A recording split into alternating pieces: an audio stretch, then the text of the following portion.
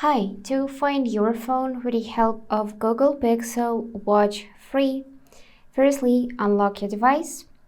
Make sure that Bluetooth is turned on and that your watch is connected to the phone via Bluetooth and that your phone is within the Bluetooth range, which is approximately 10 meters or 30 feet.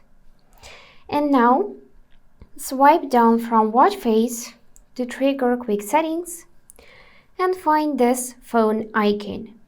Once you tap it, your phone will start ringing even if it is in vibrate or muted.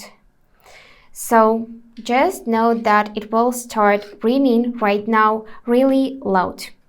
I'm gonna tap it. And as you can see, it's working perfectly fine, so it's ringing really loud. And to exit this mode, if you found your phone, just tap cross. And that's it for today. If this video was helpful, please subscribe, like and comment. And I wish you all the best. Bye bye.